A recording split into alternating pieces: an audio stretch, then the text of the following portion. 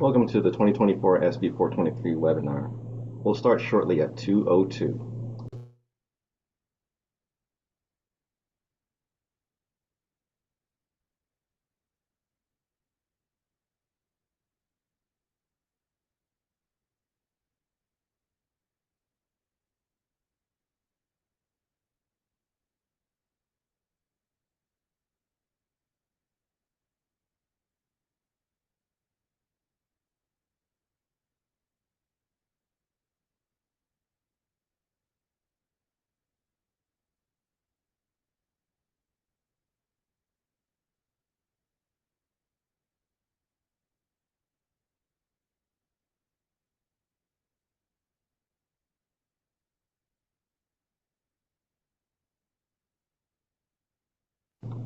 Hello, if you're just joining us, we will start this webinar at 2:02 to allow time for folks to gather around.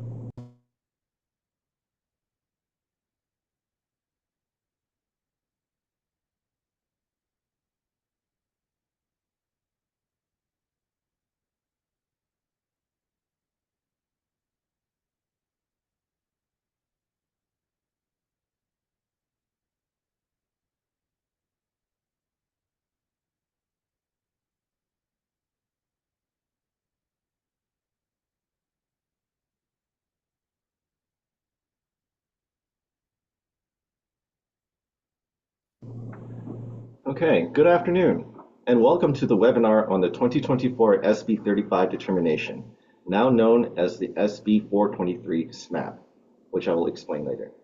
Today we will be discussing the Streamlined Ministerial Approval Process, or SB 35 determination, and the results of this year's determination. My name is John Nuch, and I am a data analyst at HCD, and I am joined by my co-presenter, Jessica Evans, Senior Policy Analyst. Also assisting with Q&A today will be Harrison Annixter and Joshua Segi, both of whom are housing specialists.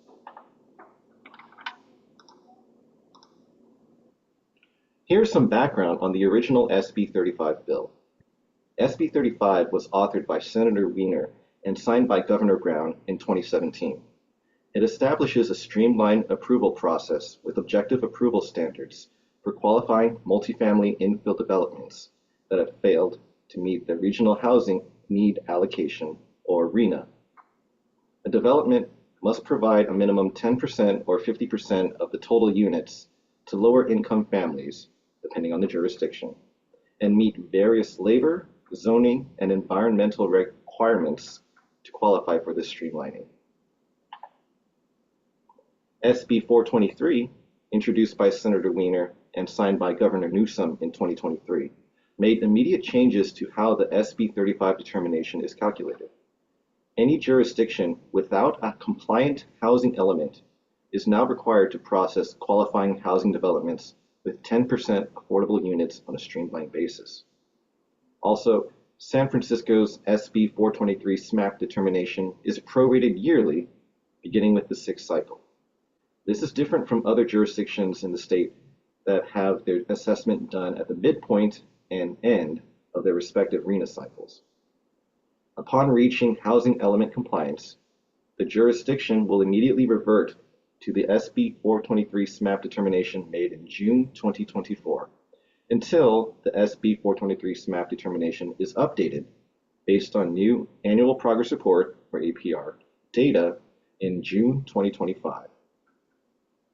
As a result, all instances of SB 35 have been replaced with SB 423 SMAP to account for these changes.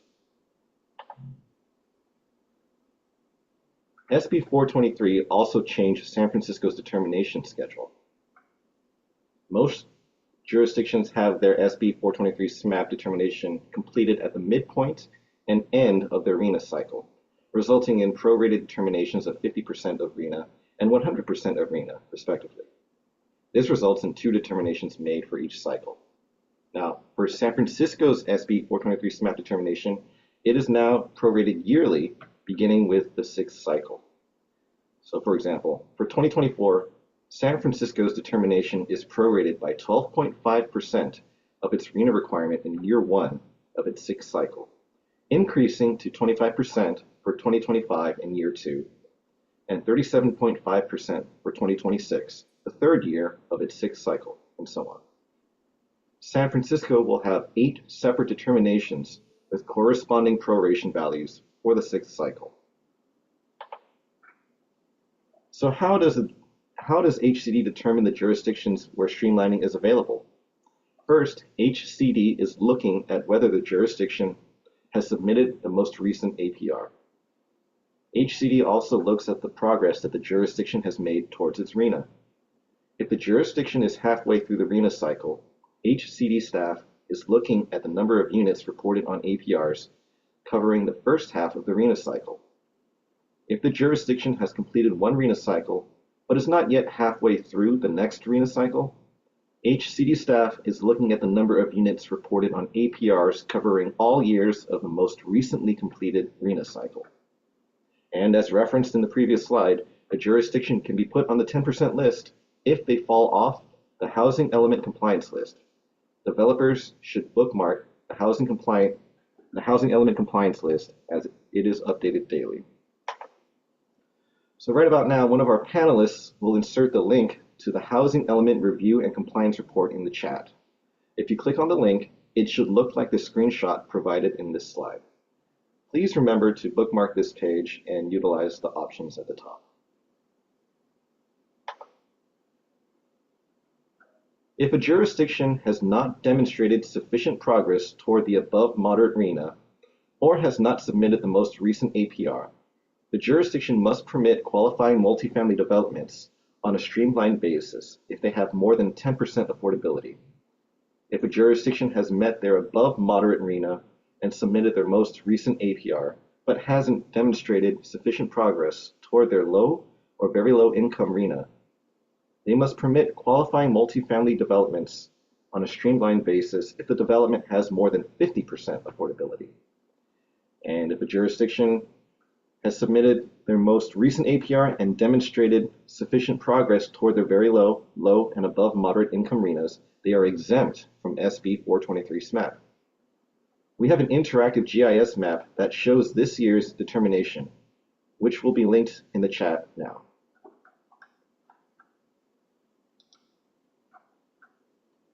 Having described our methodology, let's discuss the results of the 2024 SB 423 SMAP. Based on APR submissions and RENA progress, this year, 47 jurisdictions are exempt from SB 423 SMAP, which is an increase of 5 jurisdictions since last year. 238 jurisdictions are subject to SB 423 SMAP for qualifying developments with more than 50% affordability, which is a decrease of 8 jurisdictions since last year.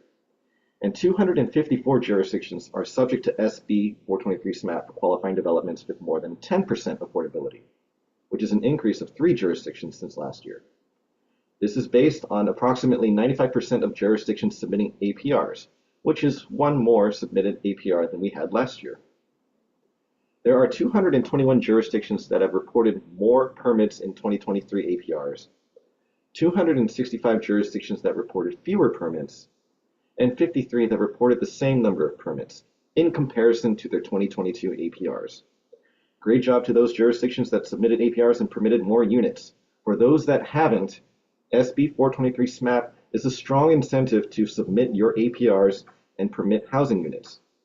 There are 4 jurisdictions that would have been exempt or on the 50% list instead of the 10% list if they only had submitted an APR. These numbers do not include jurisdictions that are on the 10% list due to a non-compliant housing element. And for more information about this, please see the housing element compliance list that was linked earlier. Now that this year's determination has been announced, where can you go if you want to find more detail about the SB 423 SMAP determination for your jurisdiction? The link to these resources should be posted in the chat right about now. HCD publishes 3 documents for each year's SB 423 SMAP determination. The SB 423 SMAP statewide determination summary with a list of jurisdictions that are exempt, jurisdictions that are subject to streamlining for qualifying developments with 50% affordability, and jurisdictions that are subject to streamlining for qualifying developments with 10% affordability. the SB 423 SMAP methodology and background data Word document, and the SB 423 SMAP determination data spreadsheet. Excuse me. This is a screenshot of our APR dashboard. We'll also provide a link to this dashboard in the chat. This particular section displays key metrics derived from APRs, including use of SB 423 SMAP by jurisdiction. We use APRs to track the jurisdiction's progress in implementing their housing element. Links to this dashboard will be provided in the Q&A section as well. Now I will hand off the rest of my presentation to my colleague, Jessica. Thanks, John. I'm seeing some questions in the Q&A box, and just wanted to let everyone know we'll answer questions at the end, but you can still drop all of your questions in the Q&A. And in terms of guidelines, as some of you may be aware, the HCD has SMAP guidelines available to the public for reference. Statute authorizes HCD to create guidelines, which is a regulatory document meant to assist developers in local jurisdictions to better interpret and implement the law. The guidelines help clarify procedures for developers to submit an application and for cities and counties to process applications subject to SMAP. HCD developed guidelines for SMAP in 2018, and the last update to the guidelines was done back in March of 2021. So since then, there have been several bills passed that amended statute. So we're currently in the process of updating the guidelines to reflect those changes, as well as any potential updates to the statute with bills that are proposed this year. HCD anticipates to release the updated draft guidelines for public review, which will include a 30-day comment period sometime in December of this year. And our goal is to have the guidelines finalized and released for the public within Q1 of 2025. Next slide. If you would like to get emails for when HCD makes announcements and you don't already, please sign up for emails at hcd.ca.gov, and you can click email sign up located at the upper right-hand corner of the page. Next slide. You can also follow HCD on our different social media accounts, including Facebook, X, and LinkedIn. Next slide, please. And HCD is hiring. You can visit jobs.ca.gov and click Advanced Job Search and search for California Department of Housing and Community Development. And if you are new to the state service application process, there are step-by-step instructions also available on the website. And that concludes our presentation, and we can transition into our Q&A session.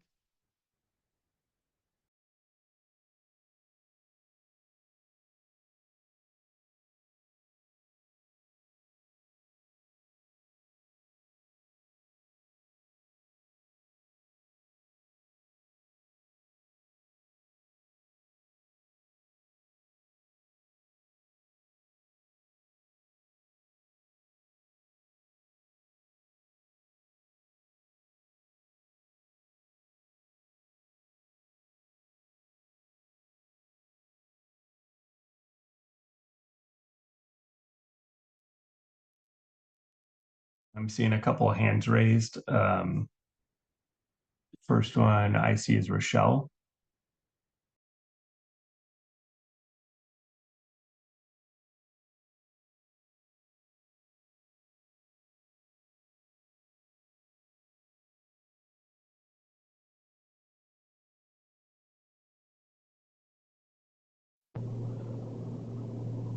You may type your Q&A questions into the Q&A bubble, or you can raise your hand. Please keep your hand up so that we can unmute you.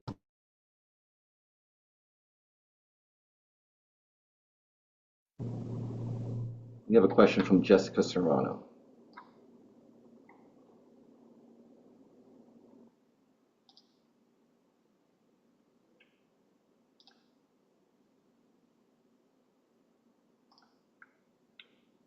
Jessica, if you would unmute and ask your question. I apologize. That was an error on my part.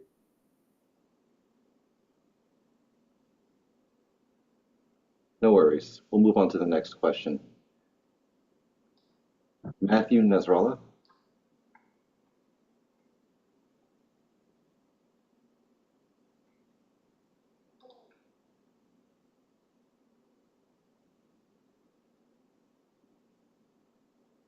Matthew, you can go ahead and unmute so that you can speak.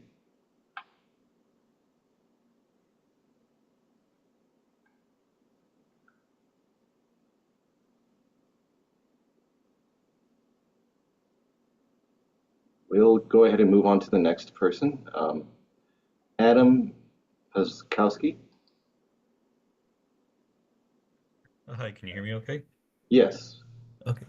I want to ask if a jurisdiction is labeled as exempt right now and you're not San Francisco, when is the next review period for 423 or 35? Would it be the halfway point at the jurisdiction's RENA cycle, or would it be next year? It would typically be the halfway point. The two exceptions to that would be if a jurisdiction does not submit their most recent APR. In that case, they would go to the 10% list.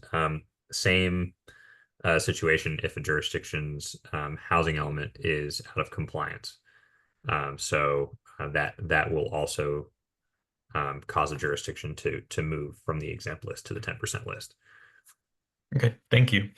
And housing element compliance is immediate. So please check the housing element compliance dashboard on a regular basis. It's not if your housing element compliance goes out that your jurisdiction will be on the 10% list. Next year, the jurisdiction moves to the 10% list immediately. So it's important to consult the dashboard on a regular basis. All right, thank you. I don't have any other questions. Thanks.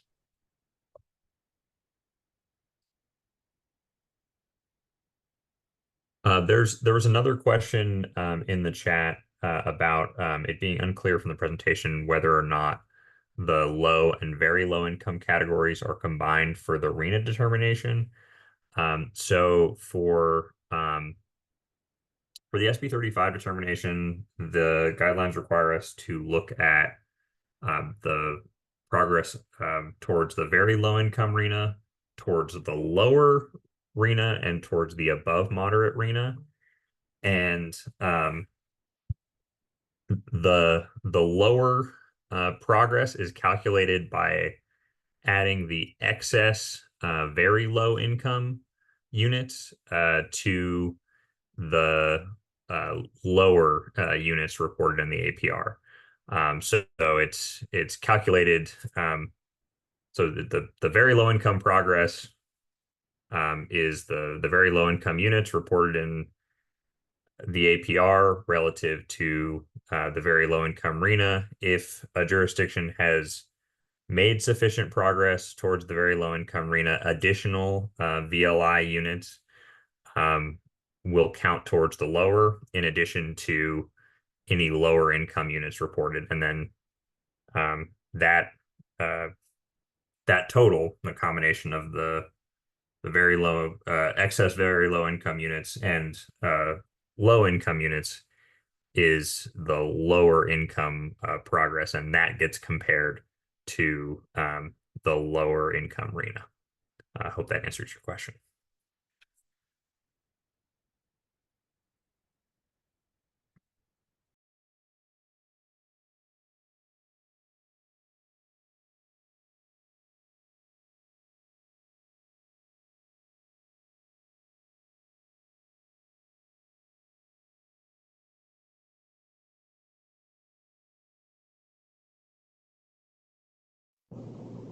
We have a question from Sergio. How does HCD engage with developers to inform them about SB 423? How often do they take advantage of it?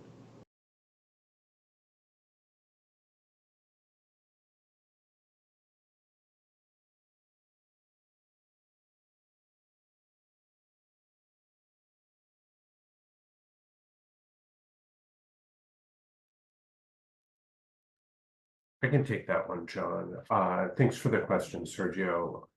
The department, in addition to issuing guidelines, attempts to be as clear as possible on the on the rules related to what was SB 35 and is now SB 423, and makes this information available to all parties. Additionally, we on our housing element implementation and APR data dashboard track the number of SB 35 streamlined projects on a per annum basis. Last year, there were 225 multifamily projects streamlined using what was then SB 35 streamlining.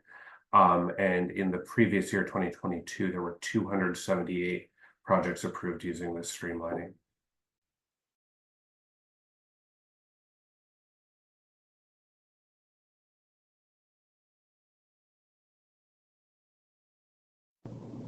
We have a question from Jennifer. Can you summarize the directions to process SB 423 projects from a developer/applicant perspective, and also from a city staff perspective?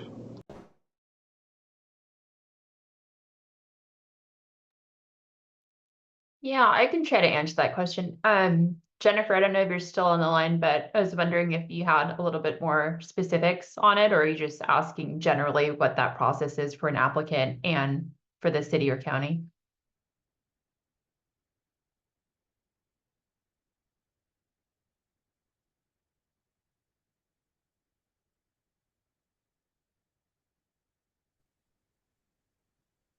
Hi, this is Jennifer. Can you hear me? Yeah, I can hear you. Yeah, I was just wondering if you could summarize the key provisions of the law. Scrolling down, for example, that a developer and applicant would have to identify that they're requesting a project review under the streamlined process, as an example from an applicant perspective, and as an example from the city staff perspective, they have to determine consistency with objective design standards within 60 days, and then approve or deny the project within 90 days. Any other key directions from both the developer perspective or in a city staff perspective you'd like to highlight? I think some important things to highlight, right, from a developer or applicant's perspective is that they do have to submit a notice of intent to apply for a SMAP project. And then from there, it is the city's responsibility to do the tribal consultation process. And once consultation's concluded, then the city could accept an application under SMAP, and then they'd be subject to the 60 or 90-day turnaround timeline to process the application.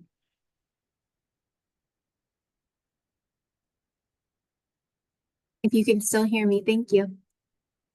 No problem.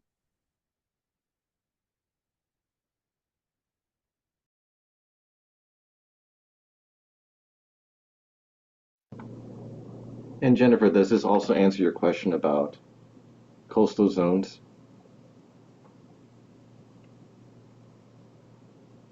I can hop in on that and just add to that. So, Jennifer, so the actual coastal zone applicability goes into effect on January 1st of 2005.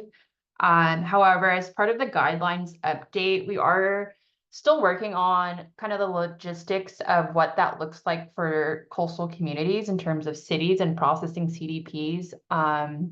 We're working through that with the Coastal Commission just to make sure everything's aligned in terms of, statutory consistency, as well as just harmonizing with coastal requirements as well. So TBD on that. I would keep an eye out on our guidelines coming out at the end of the year. And of course, if anyone on the line has any questions pertaining to the coastal applicability, you can also submit a question to our Housing Accountability Unit portal, and I'll drop the link somewhere maybe in the Q&A so that everyone has the link to that.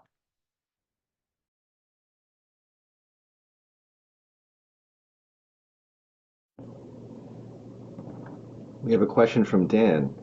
Do you have a sense on how many units are being actually built under SMAP so far, if any? If not under SMAP, under SB 35?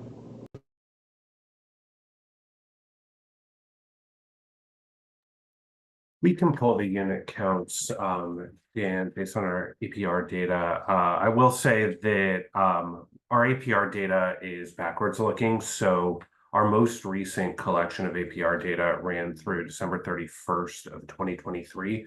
So we've yet to track those projects that might have been streamlined under the new provisions of SB 423, which is Jessica alluded to, include changes related to the coastal zone. There's some labor provisions that change in statute that may affect the rate of uptake for these streamlining provisions.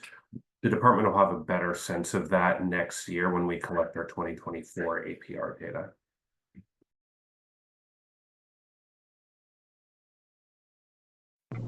Sarah asks, does this SMAP go into effect immediately?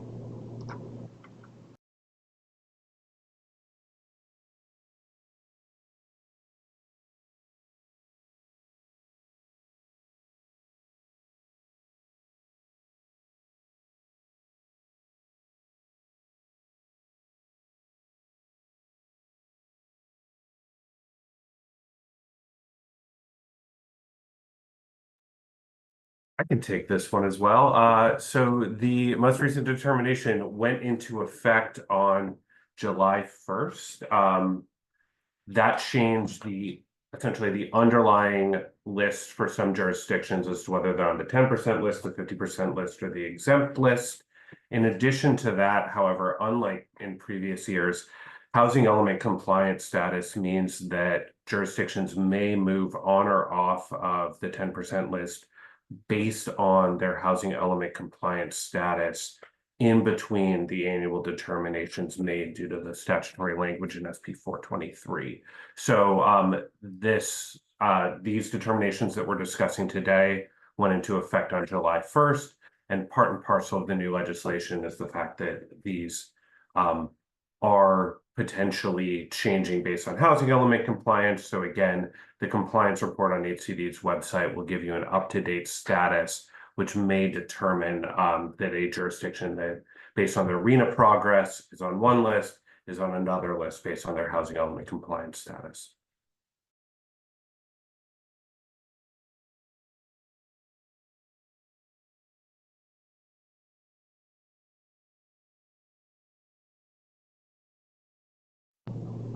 We have a question from Michael. Is it now your determination that substantial compliance for housing elements is determined only by HCD? This has been unclear and may be subject to a judge's determination of whether a jurisdiction can self-certify.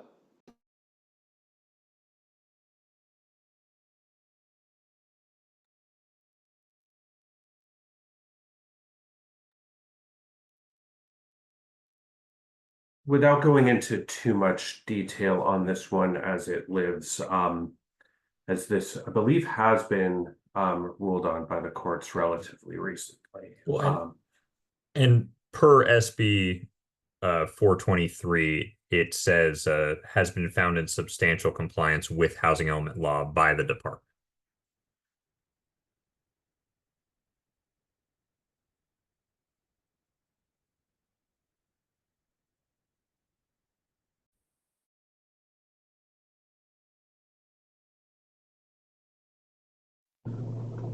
We had a question from Matthew. If there are corrections or updates to a previously submitted APR, will those be reviewed and the dashboard updated once the changes are accepted by the department?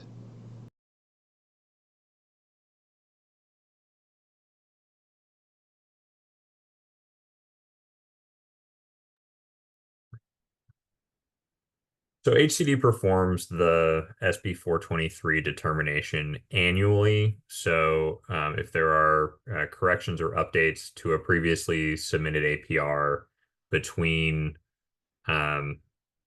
this year, the determination was released on June 28th. So between June 28th of this year and early June of next year, those will be reviewed and the dashboard will be updated, and units reported in that APR, if they were within the reporting period of the determination will be reflected in the determination.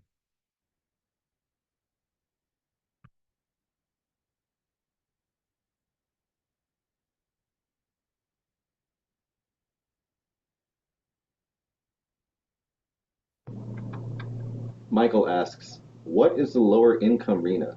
How is that calculated?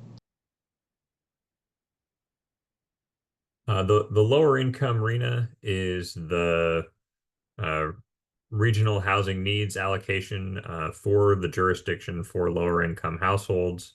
RENAs are calculated between HCD and in collaboration between HCD and the Regional Council of Governments. There's a RENA number that is allocated to the region. The region then uses an allocation methodology to allocate the RENA to individual jurisdictions by income category. So that number that's how that number gets calculated, and the SB 423 determination is determined by calculating the progress that a jurisdiction has made towards the very low, lower, and above moderate income RENAs as reported by the jurisdiction in their annual progress reports submitted to HCD, either for the first half of the planning period, if a jurisdiction has submitted APRs for that period, or for the entire planning period, or in the case of San Francisco, annually. I hope that answers your question.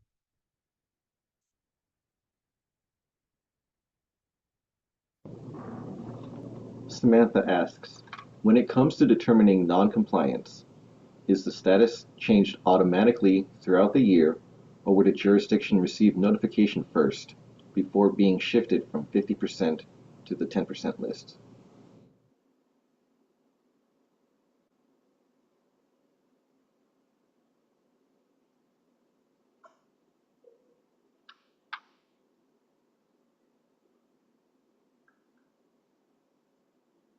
I can answer this one. I think this goes back to the notion of both the annual determination that's made based on proration of RENA progress based on where a jurisdiction is in their housing element cycle, whether it's being adjudged on the midpoint progress or a full cycle from the previous cycle's progress, or in the case of San Francisco, as Harry mentioned, annual progress towards the jurisdiction's RENA, or the submission of an annual progress report or lack thereof, which can move a jurisdiction from the 50% list to the 10% list.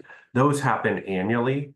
That said, per SB 423, now the housing element compliance piece means that at any point a jurisdiction can move on or off the list of the 10% list based on housing element compliance. This notification is not coming out specifically from the SB 423 side, because jurisdictions are notified when their housing element is found to be in compliance by our housing element team.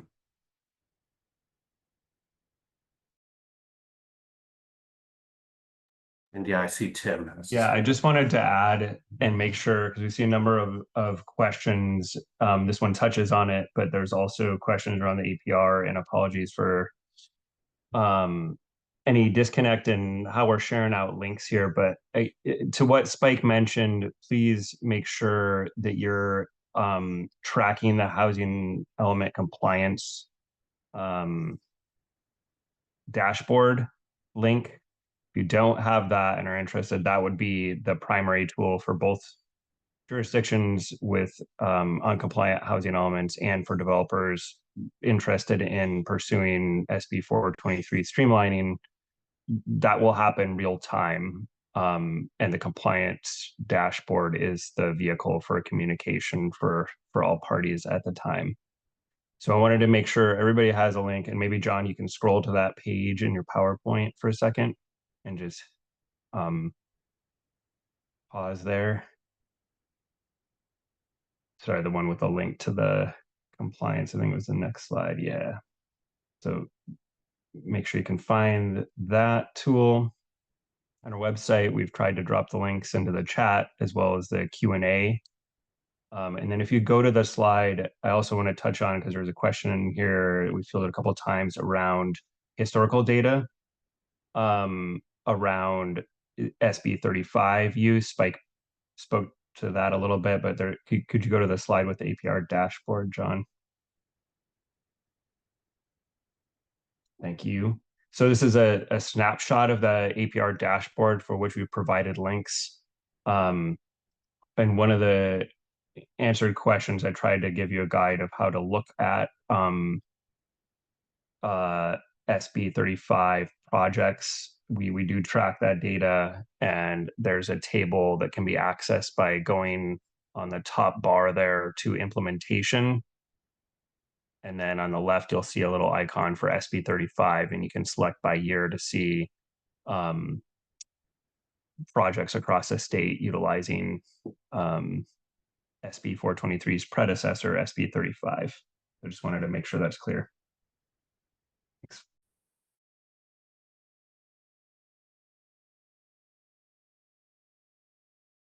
Thank you, Tim. And our apologies for the links. If you go to the answered section in the Q&A, you'll see links that should have been provided in the chat. They are provided in the Q&A section. Sorry for that. We have a question from Kamala.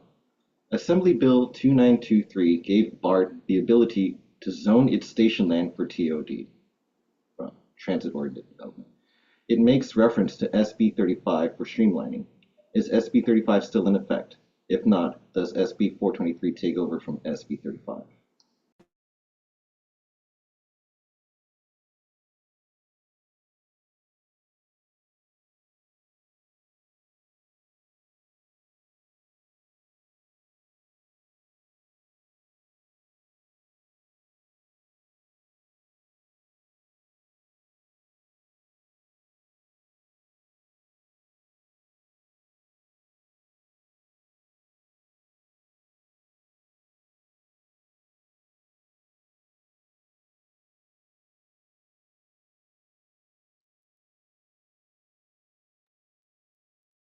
Yeah, I think we're going to have to follow up on that one.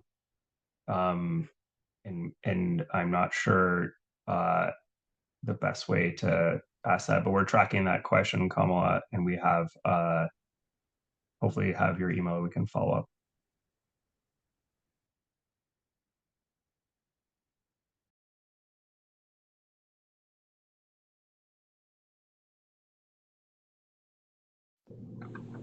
We have a question from Matthew. So if an agency is not meeting RENA because of the cost of construction and high interest rates deflects developers from the jurisdiction, how is streamlining related to 10% or 50% projects going to help the agency meet RENA?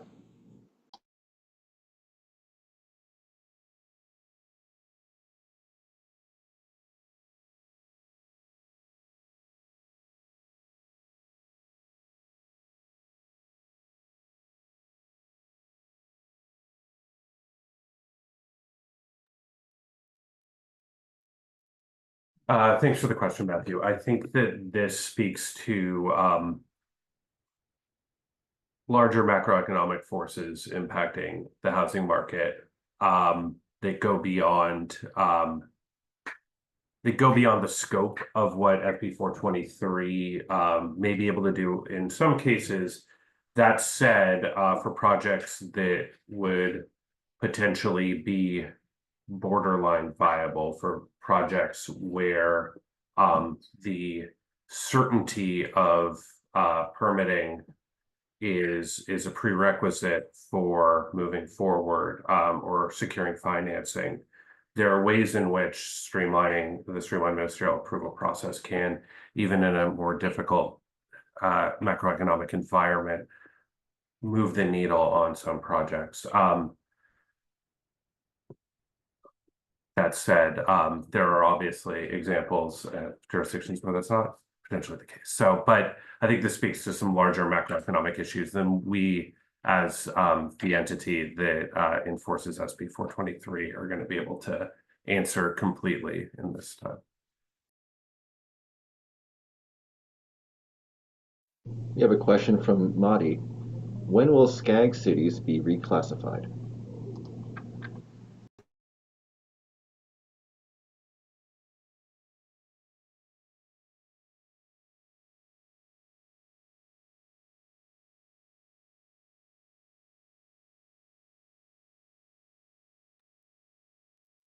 Thanks for this question. We can throw the housing element and regional needs determination schedule in the chat. SCAG's sixth cycle runs through October 15th of 2029.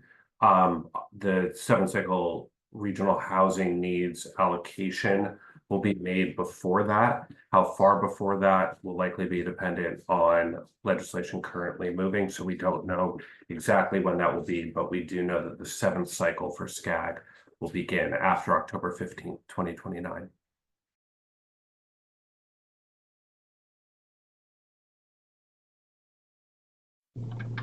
We have a question from Ben. For jurisdictions that have been successful at getting SB 35 projects permitted and completed, what have you noticed helps with their success? San Diego County has had 0 SB 35 or SB 423 projects so far.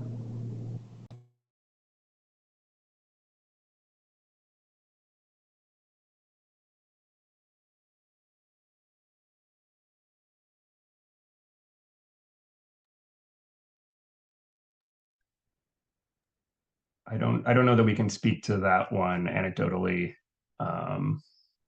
That's a good question. We'll say that the bulk of past SB 35 projects were those with a more substantial affordable housing component. And SB 35, or now SB 423, is largely targeted towards infill development. That's just with the nature of the law. And so in the past, it's been infill, predominantly affordable projects that have availed themselves of it, but without, in addition to Tim's point about not wanting to get too far into it anecdotally, there are changes to provisions in SB 423 that impact the law and might affect where projects are cited moving forward. That'll be something that the department and I'm sure external parties are interested in tracking to determine effectiveness.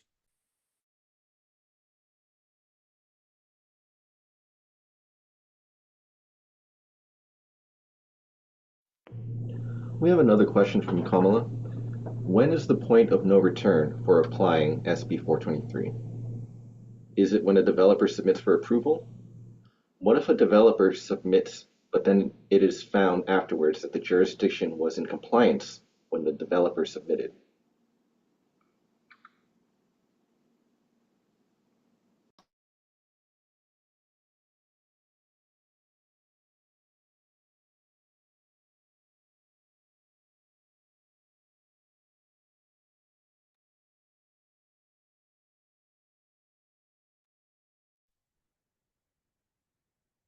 SB 330 states, and that can be paired with SB 35/423 SMAP, that the rules upon application apply. So that said, if there was a retroactive error, I'm going to defer to potentially Jessica on our housing accountability unit in terms of an answer to this one. Yeah, I'm not 100% sure, but I guess, are you asking if an application was submitted and maybe the determination changes and you find out the city was in fact in compliance? Or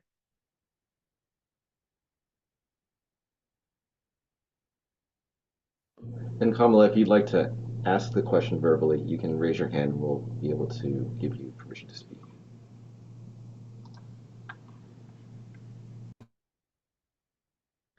All right.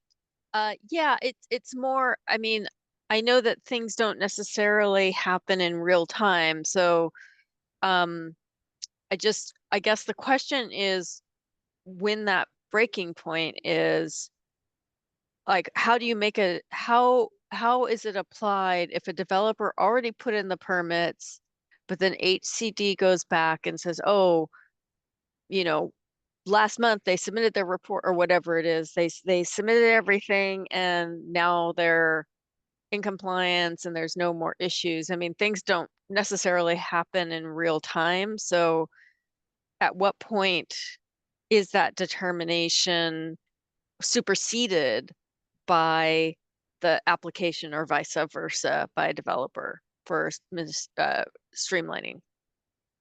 Got it. I don't know if someone from D&I can speak to when determinations become like official. I think this question is about, or is most likely to refer to a situation where an application for a 423 Streamlined project comes in a jurisdiction without a compliant housing element. The jurisdiction then comes into compliance after the submission is made, but maybe before it was processed. Based on SB 330, it's the rules in effect at time of submission would determine whether or not a jurisdiction has to do streamlining. So if an application was submitted on a date and then subsequently the jurisdiction comes under housing element compliance, the application that is already submitted would be eligible for streamlining, whereas one submitted after the jurisdiction came into compliance would not. Does that answer your question? Yes. Cool. Thank you.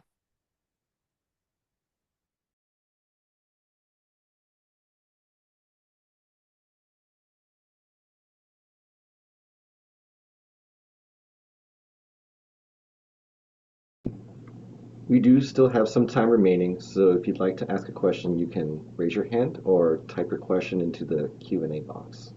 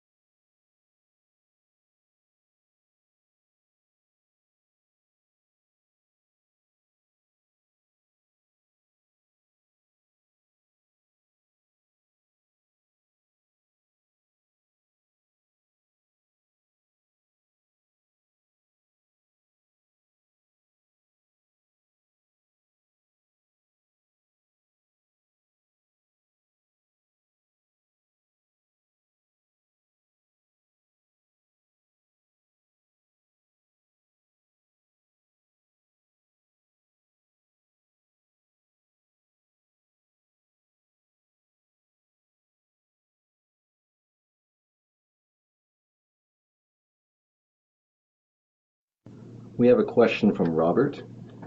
Did you say the housing element non-compliance puts jurisdictions on the 10% or the 50% list? I can go ahead and answer this one. It puts them on the 10% list. We have a question from Ben. I apologize, but I showed up a bit late. Would you mind going back to the slide with the criteria for the 10%, 50% jurisdictions? Sure.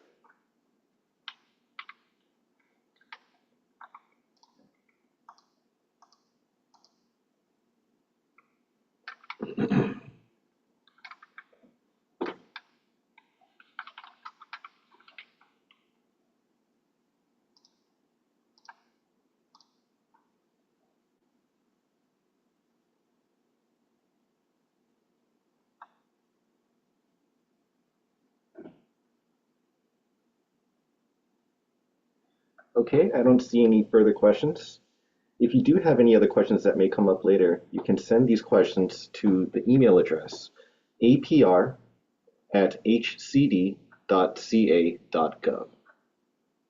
Thank you very much for joining this webinar.